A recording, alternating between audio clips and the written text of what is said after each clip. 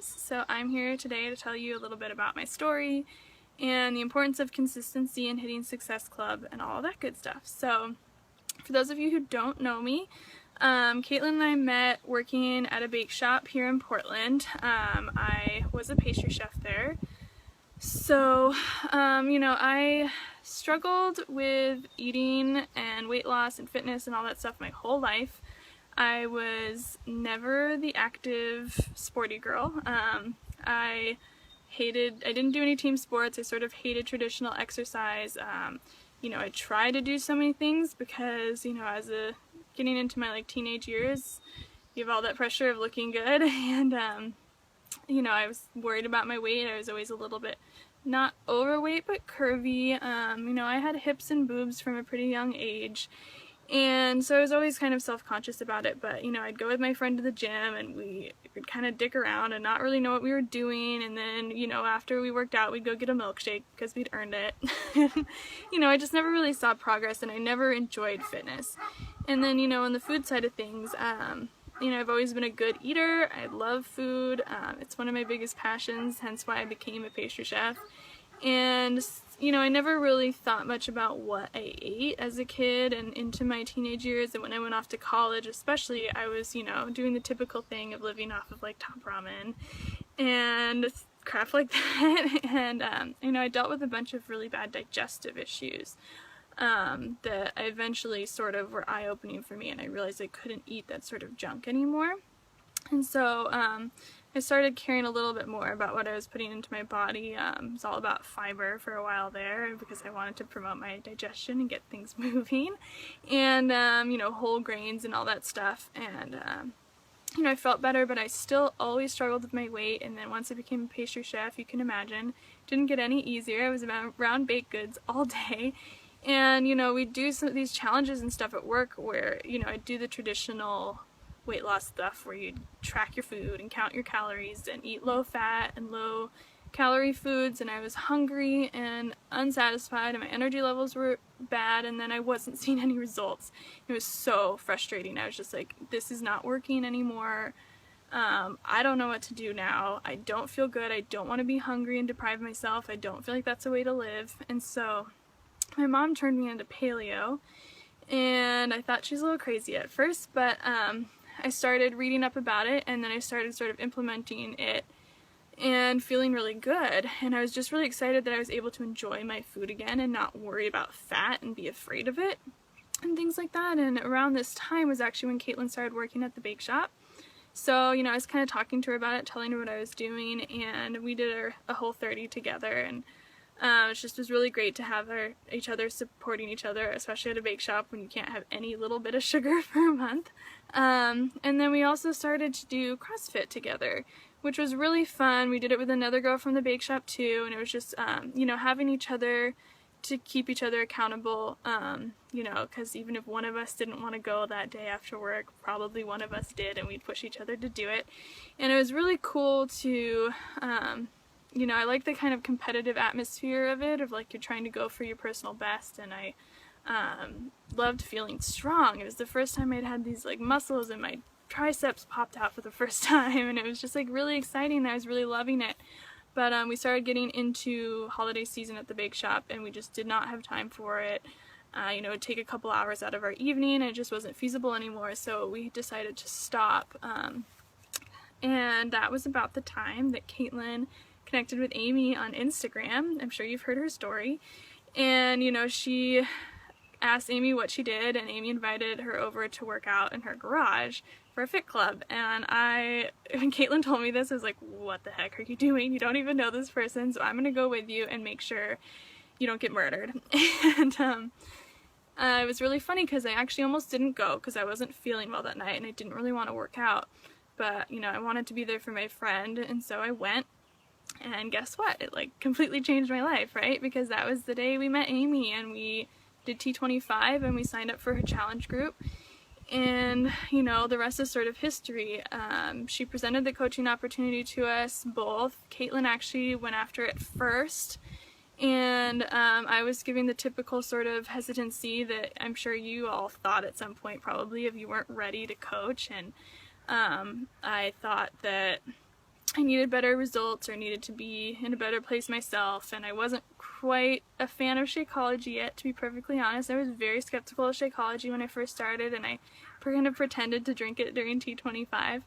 And so I kind of held back on the decision to become a coach, but Caitlin went for it, and I saw her doing it, and she was having so much fun, and she was a part of this team and the community that you guys all know about, and I was like, I want that. That looks like so much fun. I hate my job.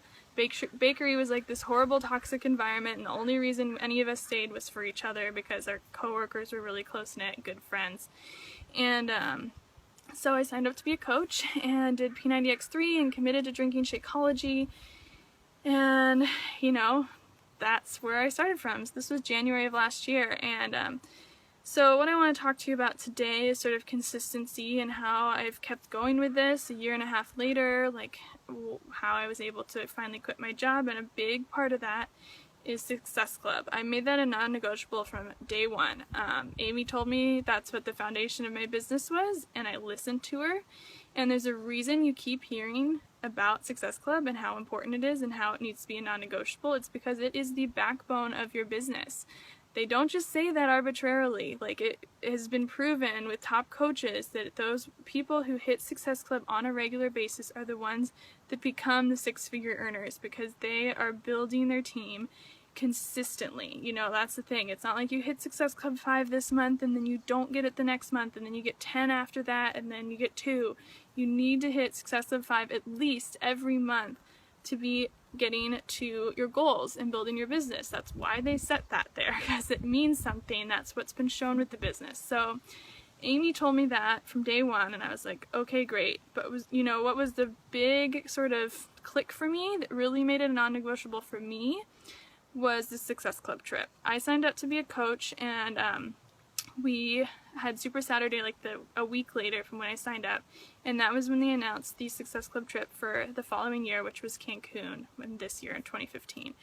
And I love travel. It's a big passion of mine. It's a big part of my why, is having the freedom to do that. So when I saw this trip and that I could earn it for free, all expense paid, I was like, sign me up. Sign up was literally like the next day. I'd been a coach for 1 week, and I signed up for that spot and told myself I was going to earn this trip for free.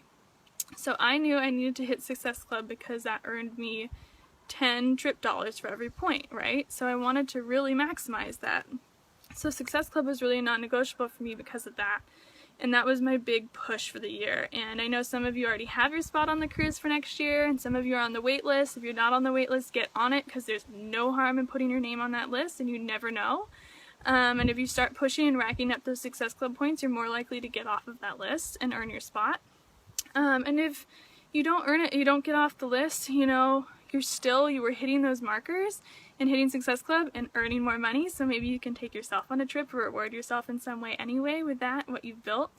But, so either way, Success Club needs to happen for you, if you're serious about this. I hear it a lot from my coaches and other coaches where they're like, I want to do this with this business, and this is my dream and my vision, but I only hit Success Club 2 this month. It's like, well, what are you not doing? Like, you have to do this if you want your business to grow. And we can tell you this so many times, and sometimes people just make excuses, or maybe they don't know how to do it. I will say my sort of advice for you, if you're new or you're struggling with who to talk to, social media is important, like your Instagram, and Caitlin went over that in her webinar about building your following and your vibe to attract your tribe and stuff, and all that's really important. But I think what a lot of people need to realize is that your social media following takes time to build. That's why it's important to be consistent and keep doing it, because you're not going to get 1 million people reaching out to you when you only have 500 followers. It doesn't matter if your posts are great or not. You have to expand your reach, and you need to show your trust to people. So that's an important thing to focus on, but you need to realize that your first customers and challengers aren't probably going to be coming from Instagram unless you're someone that started with like a 2,000 person following. Your customers are going to be, your first ones are going to be your warm market. Those are people you know already. And have relationships with. Those are your, school friends, your coworkers, your family, etc. So what I did when I was first coaching to hit Success Club, my first month was mostly my family, my mom, my stepdad, my stepmom, my aunt. And my second month, when 21 Day Fix came out last February, was all my coworkers. I signed them all up to do the challenge with me. And then it was really about, Amy told me to message people on my friends list. So I would message at least 10 people a day, go through your friends list, just send them a little, like, I'm sure there are people from like high school and stuff that you haven't talked to. And, you know, for me, it had been almost 10 years where I would just send somebody a message, be like, hey, how have you been? What are you up to these days? I can't believe how long it's been since we talked. And then just start a conversation with them, start forming them. Sometimes that will lead to an invite. Sometimes it won't. You know, tell them like, yeah, I'm doing great. I just started this new endeavor. I'm a health and fitness coach now. I really love it. Don't go further than that. Just say like, this is what I'm doing and it's awesome and I'm excited. And then that seed's been planted. They know what you're doing. They're going to start seeing you posting, sharing your journey, and the odds are they'll either reach out to you, or the next time you talk to them, you can sort of mention like you're doing a challenge group and would they be interested. So that's a big thing, is talk to your warm market and, you know, start getting those relationships renewed with people. And when you message people, they're more likely to see your posts on their feed as well. It's an affinity thing with Facebook. So just having that message and that contact and liking and commenting on their stuff is going to get you in their view more, and so they'll see what you're doing. So as you're building your social media and adding new friends and creating new contacts that way, make sure you're talking to people. You cannot hit Success Club without talking to people, and you cannot talk to like 5 people and say like, these are the 5 people that are going to sign up this month, because odds are they aren't. Even if they say they are, they might not. You can't count on anybody. You can't, even if they say I'm signing up. I have someone right now who said that, and it's taken her like a week and she still might not do it this month. So I have to keep talking to people. So don't bank on anybody. Never stop talking to people, and don't be afraid. Don't stand in your own way. People are not gonna, like, if they get mad, who effing cares? Like, they can block you and unfriend you, whatever. You don't need them. If they don't respond to your message, who cares? Like, the worst they can say is, please don't message me, or I'm not interested, or they won't say anything, you know? I mean, who cares? If they're your good friend, hopefully they'll just be nice and supportive. If they're not, whatever. You don't need them. So don't be afraid. Go read your personal development and talk to people. Make Success Club a non-negotiable. And one thing I did want to share with you, because, you know, a lot of people don't know this, and Caitlin wanted me to make sure you guys knew, was that there were a few months last year as I was pushing for this trip to earn Success Club every single month, and I really wanted to be an all-star where you're hitting Success Club 5 or 10 for 12 straight months, a whole year. And it was getting into the fall, and people were not interested in doing a challenge group because all they wanted to do was eat food.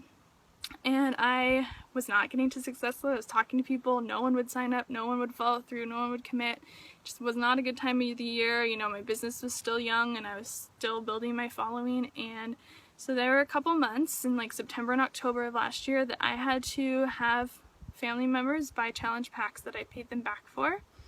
You know, like, you might think maybe it's not worth it to spend $160 of your own money, which you do get commission on part of that if it's a sale, so it's less than that. But for me it was, because it meant that I was hitting that marker, I was getting this recognition, I was earning this trip that meant so much to me.